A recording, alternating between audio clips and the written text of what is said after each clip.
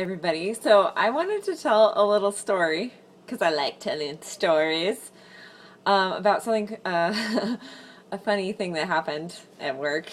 It's sort of fun to tell these stories. So this is kind of in line with sometimes the interpretation is a little off.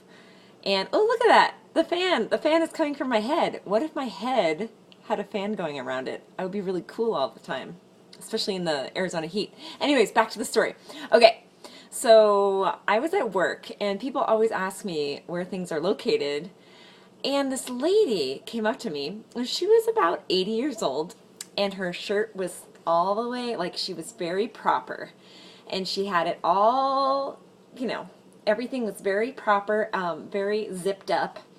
And she had a little walker, and she came up to me, and she looked a little grumpy, like maybe she hadn't gone to the bathroom for a few days. I can't believe I said that online, but I said it. Anyways, and so she she came up to me and she was like, I said, oh, can I help you find anything? And she said, yes, I am looking for semen. And I immediately just thought that I just heard her completely incorrectly. So I was like, could you repeat that? And she said it very, like, even louder and more succinctly. And she was like, semen, I'm looking for semen. And so I figured, I was like, this is a interesting query. And so I started thinking of all the things, like I was racking my brain of all the things it could be. There's this cough drop called Fisherman's Friend, and I thought, oh, maybe it's that.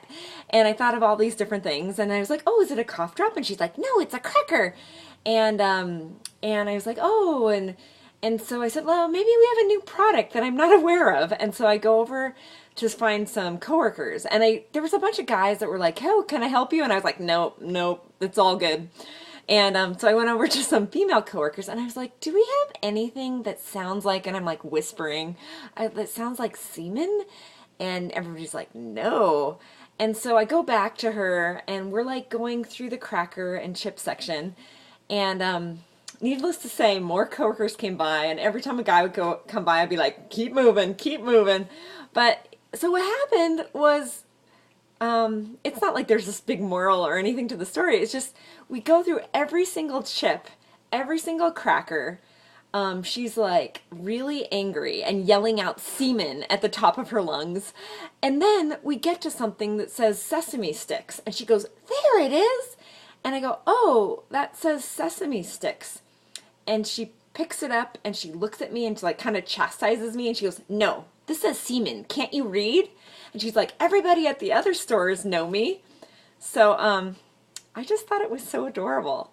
So but it was one of those things where, like you don't really, you want to be nice to the person, but it's just so funny how that there was a total misunderstanding, and apparently sesame sticks looks like that for that lady, so that's wonderful.